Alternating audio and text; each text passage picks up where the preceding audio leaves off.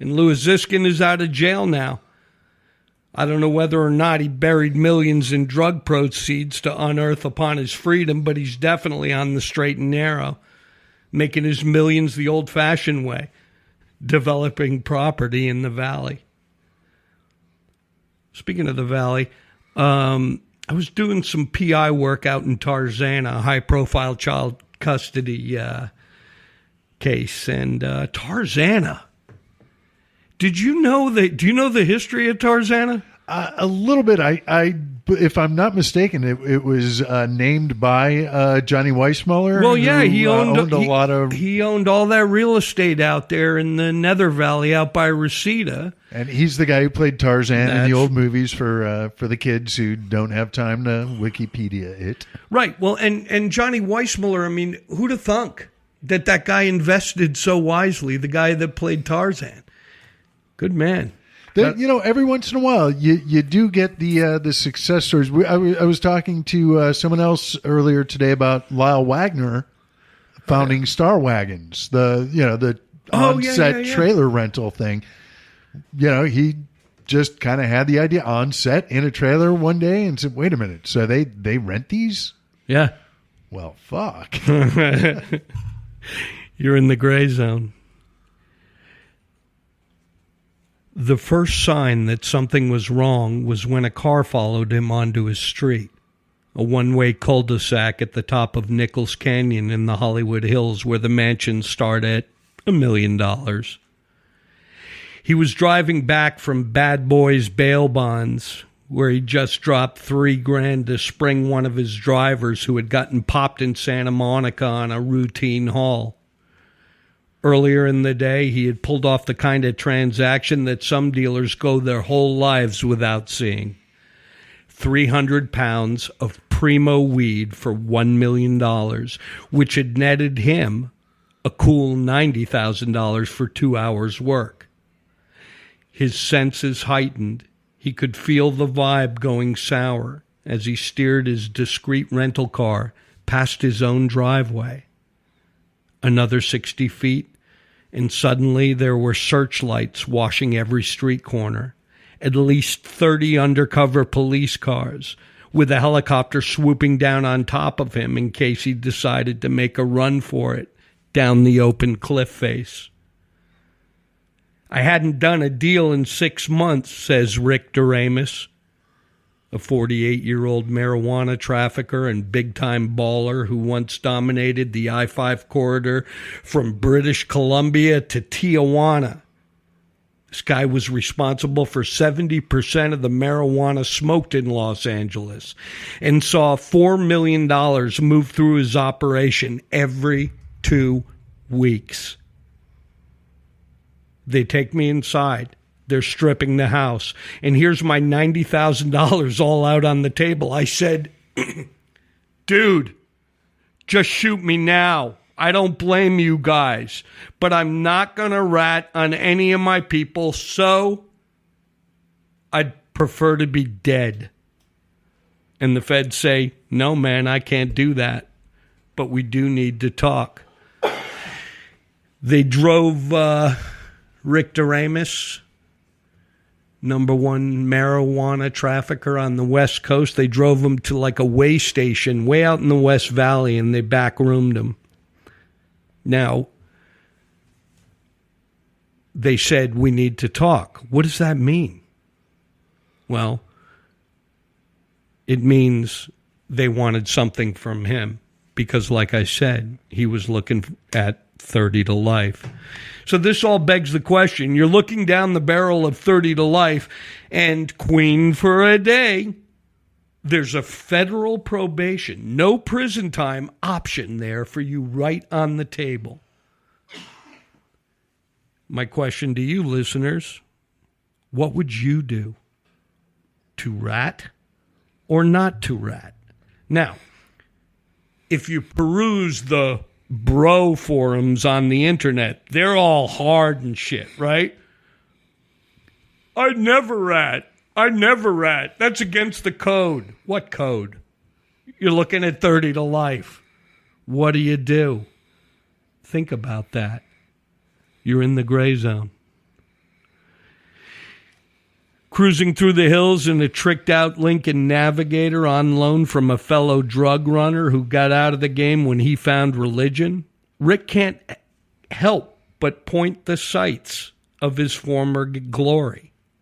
The Russian tanning salon in Hollywood, where you could order up Vicodin or steroids on demand. The Melrose Avenue tattoo shop that moves 50 to 100 pounds of weed a week. The Mexican restaurant that serves up kilos of Coke with its carne asada.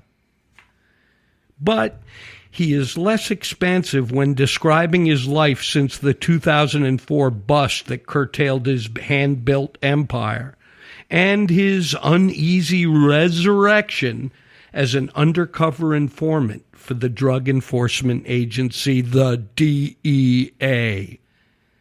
In the world he lived in for over 20 years, the worst thing you could do was be a rat. A turnabout of fate that obviously weighs heavy on him. In the past years, Rick had survived 3 suicide attempts, not counting his choice of livelihood. So, I established that Rick Doremus became a DEA informant as a result of whatever deal he took. So, who exactly did Rick rat out? We've established that it wasn't his friends, it wasn't his crew, his drivers, you know. These guys, he was not going to rat them out. He'd just as soon be dead. Who was this guy? Still retaining the hard angles and displaced muscle mass from his early years as a bodybuilder and protracted steroid enthusiast, Rick today, or yesterday I should say, most resembles Arnold Schwarzenegger. That is, if you put him through a threshing machine and then tried to spot weld the bigger pieces back together. He's had his bicep torn off by trying to break a guy's neck in a bar. All his teeth are capped from being broken off in fights, and he's literally got screws in his head to hold his skull in place.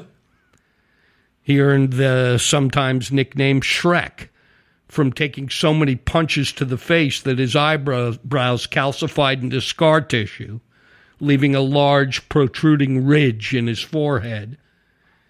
And in the kind of colorful anecdote that no doubt made it easier for him to do his job, he once bit his best friend's ear off in the back seat of a limo. Rick Doremus.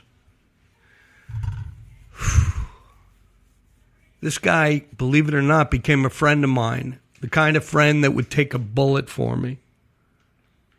It was sometime back in 2009 that I first heard from him, coming off the publication of my book, 6 Degrees of Paris Hilton, inside the sex tape scandals and shakedowns of the New Hollywood. New Hollywood. That book came out in like 2009. Isn't Paris Hilton a grandmother now? I picture her hawking drive-up gum jobs on Santa Monica and Cahuenga.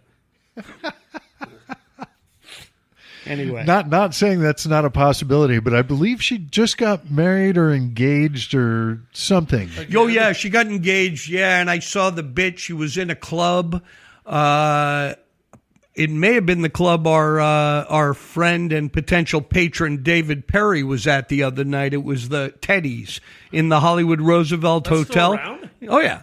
Yeah, I think he was probably, she was probably there because I got a message from him at 11:30, and he says, "Come on down, the usual suspects are here, Paris Hilton and everything." And I'm thinking to myself, oh my God, 11:30, nah.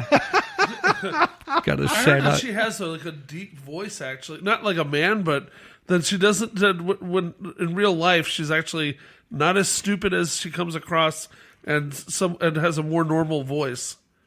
Do you have any idea? Yeah, I don't, when I think of Paris Hilton, I don't think not stupid. You know, I think quite the opposite. But okay. Yeah, but there is the crafty. I mean, she has used what fame she had to catapult herself, made herself a name brand. And even today, she's making, big bank for DJing. Really? So, Yeah, quote unquote DJing. Right. Yeah, I mean, hitting play on the laptop. Exactly. Why are all these DJ gigs coming from the UAE or Dubai or Saudi Arabia? I mean, why are all these gigs and high ticket weekends?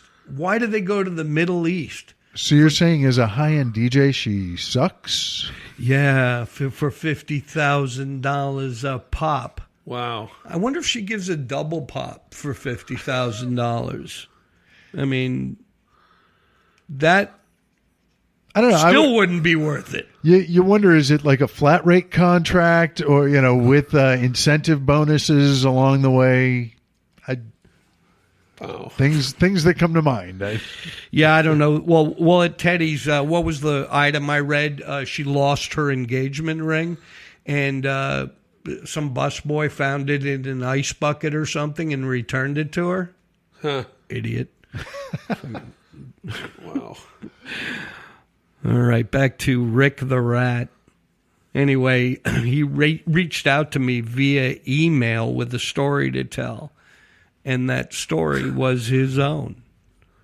Rick came up in the gym bodybuilding scene in Rain City, Seattle. What else do we call Seattle? Emerald City? Yeah, it's a good town. You ever spend any time up there? A couple of days once, yeah. Yeah. A little bit early 90s, back when the music scene was still influential. Early 90s. I got on a junket to go meet with and interview Sir Mix-a-Lot from Baby's Got Back. And, God, that was crazy. First, I don't want to bore you, but we went to a listening party where they played the video for Baby's Got Back over and over again. And I was like, oh, my God, this is a novelty hit to the extreme. This guy is going to blow up. And I've called that with several hip-hop artists I interviewed back in the 90s. I called it with with Sir Mix-a-Lot, and I called it with Cypress Hill. And anyway, the next day, the record label, they treated me right. They put me up in the Four Seasons, Seattle. The next day, I went out to Sir Mix-a-Lot's house on a lake, looking over Lake Washington, I think. And he took out his AR-15. I think it was an automatic weapon, and he just shot it into the lake. And I was just amazed that this guy was, in many ways, he might have been just showing off, but that's as real as it gets, having some guy firing off rounds from his balcony. So, I don't know. Wow, Sir Mix-a-Lot. Woo! Okay. Who knew he had a little Hunter S. Thompson in him? Wow. So Rick came up in Seattle, and he built a marijuana trafficking empire, crewing up with friends he employed as drivers, enforcers, and sundry bagmen. How he became a rat went down with him making a deal with the feds to help bring down the cartels. He'd wear a wire, and oh Christ, there's an old grocery store on Santa Monica Boulevard.